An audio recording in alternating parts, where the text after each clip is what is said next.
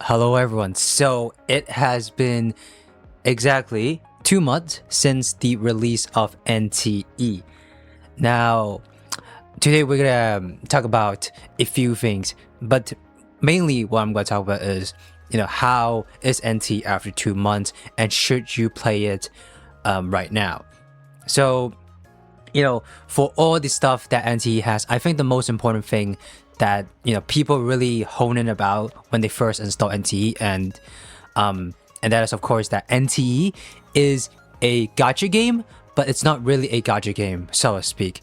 So NTE is basically a gacha game, but it does not have the 50-50 system. So if you know, like other gacha games like Honkai Star Rail or Wuthering Waves, they have the 50-50 system on the character banners, and there's of course a chance that you can either get the character 50-50 or not get them. Now NT is special in that it is a gacha game that does not have 50-50. So the gacha system for this game, which is of course the the dice rolling stuff, this does not have 50-50. So if you pull, for example, let's just give you an example. It says right here, it guarantees, so you can get the S class character right now, which is Chaos, in 90 pulls. So this is guaranteed, and this is same for the weapons banner. In this game, it's just called the Arc Research. So basically, you use these tri keys, and then you can select arcs, and then of course you guaranteed the rate up arc, which is the best arc for the limited rate up characters in the 80th pool. So this is one thing that people really want to hone about in NT, which is the gacha system, and I think it is fantastic.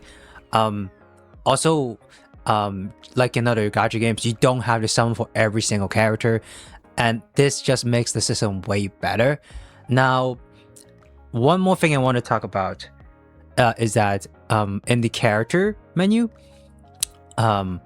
so we have the Awaken tab. So the Awaken tab, of course, is to unlock more nodes, extra nodes, and extra nodes unlocks more abilities for your characters.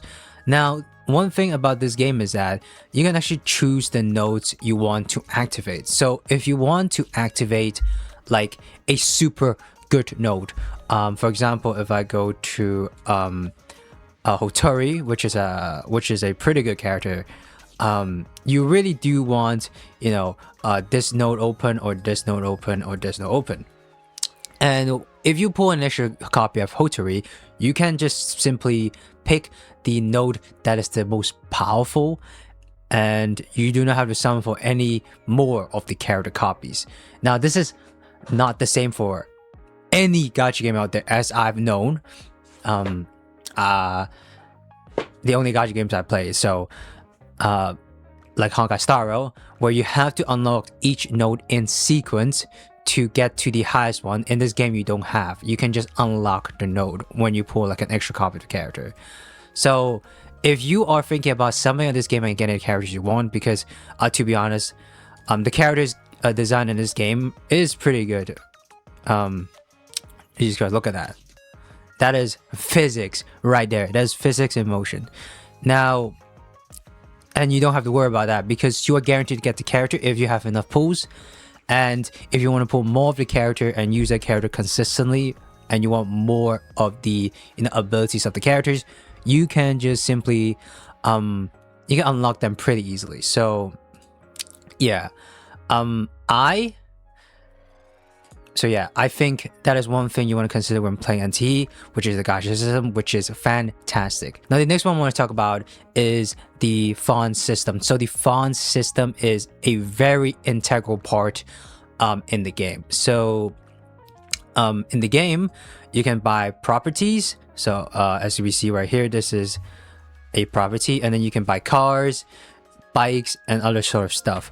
Right now, we do not have closed custom. Oh wait, actually, right now we do have also closed customization where you can purchase with fonts. I believe if you go to fashion shop right here, like some of these clothes right now needs fonts, and if you don't know what fonts is, this is fonts, and fonts are acquired through the City Tycoon app. Now, City Tycoon offers you what we call is hunt and tour hobbies. Now, this is where the bulk of your funds are going to be earned from these these activities: city delivery, races, owner selection, swift travel, paintball heist, and sea angling. Now, I won't go through these. I already talked about these in another video, so go check it out. But this is basically where you earn money in this game to buy cars, apartments, and any other stuff that requires funds. Now, every single week this resets, and we have 700 each week that resets on Monday. And if you're lucky, you can get these city stamina from the weekly pass, and then you can of course add more city stamina to the ones you already have. Now, this is a very good kind of system. Sometimes it is boring. I'm not gonna sugarcoat this. Sometimes it is quite boring. For example, what I mainly do is the city delivery, because city delivery, you can actually have a fast forward 1 time per day with Half-Orc if you have her ability maxed out. And then also, if you have an apartment that gives you special anomaly commissions, that anomaly commission actually costs 0 city stamina but gives you the funds of that mission. Now, another big way to get the funds is from the paintball heist. So the paintball heist is basically a bank heist that you have in this game, and then you just basically steal jewelries, money, cash, and stuff like that, and you get funds. So this resets bi-weekly, so every 2 weeks you can get to a maximum of 1 million funds. And honestly, just do this once every day. Like, use 11 minutes of your time every day. I'm sure a lot of people have 11 minutes of the time, and basically you do this every day, and then you get 1 million funds each week. So bear in mind, and then you can get these.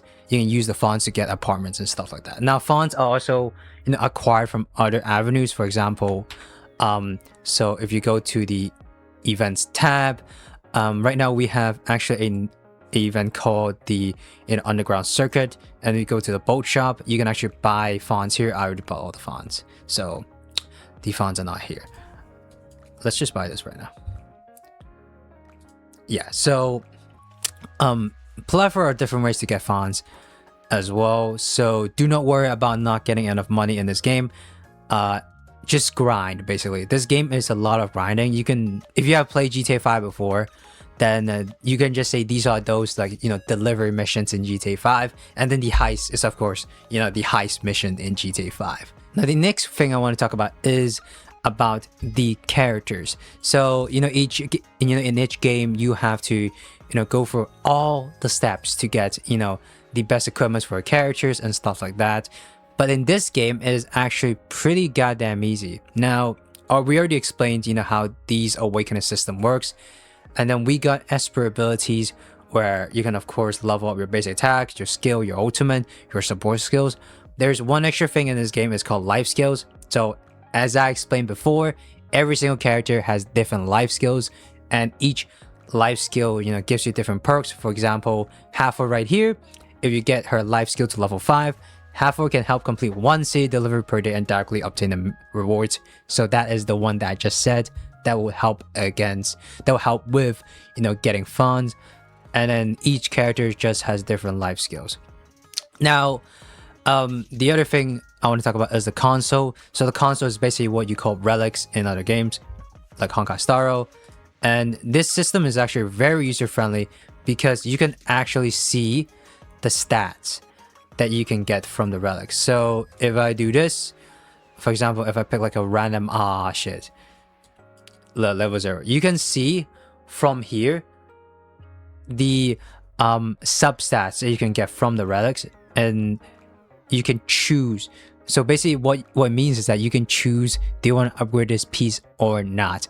Now other games do not do that from the start. Honkai Star Rail just did that after 3 fucking years.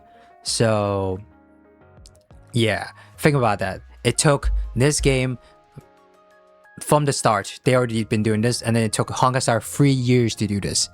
So don't worry about grinding relics in this game. It's pretty easy. You basically just go to this little exploration guide right here, and then you go into I think it's consoles. Yes, you go into consoles and you get the main piece of the relic thingy, the modules, and then when you do, and if you want to get the little pieces, you go to rewind, and then you can basically get the gold pieces from heart, and you can actually customize the module selections that you want to get for your characters. So you're guaranteed to get at least a decent module for your characters. So in this game, the relic system, it's really, really good. The arc system is also really good because you're guaranteed the weapons.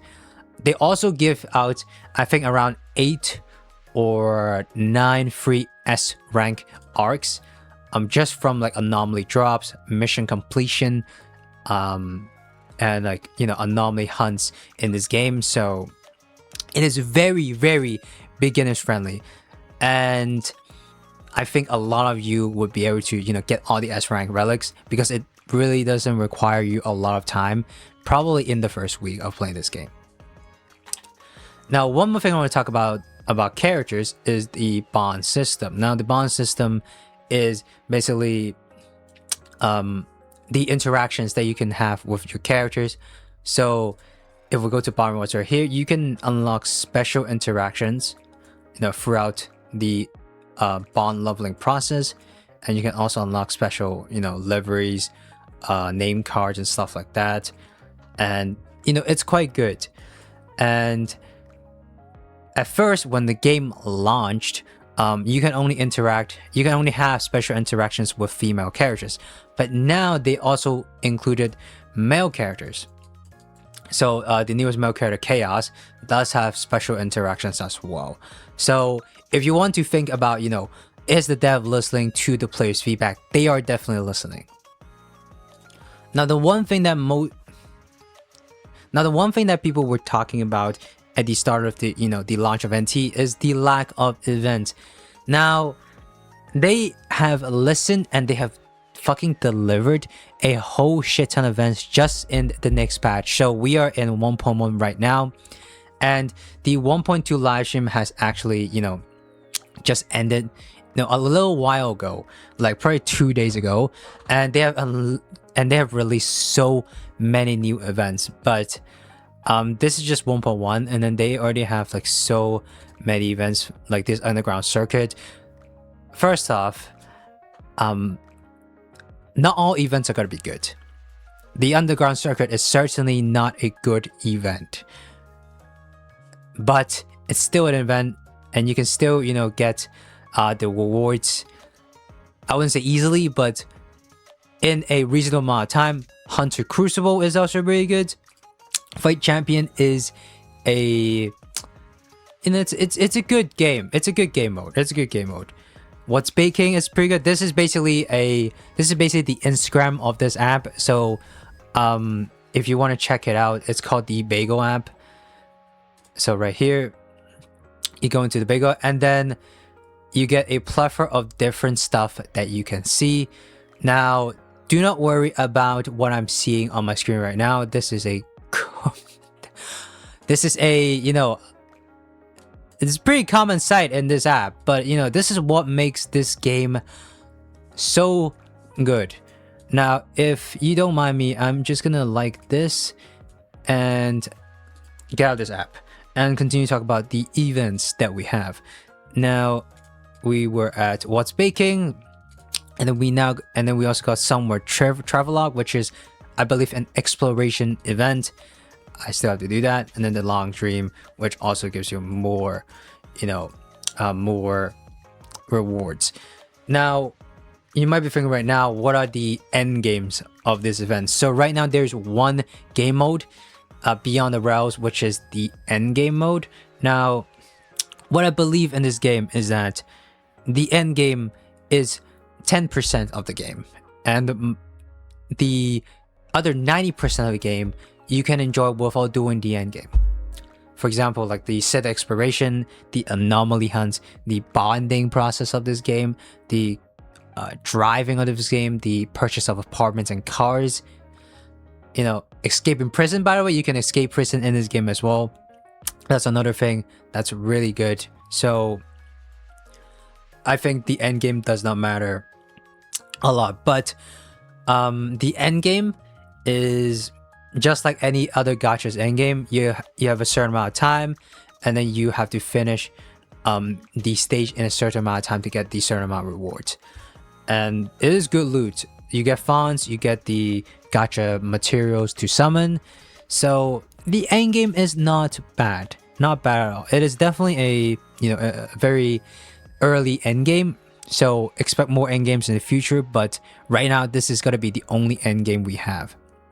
So yeah, this is all I want to say about NT 2 months later. The game is really generous. In conclusion, the game is really generous. The devs are actively listening to the community and giving feedback to the community, which is great.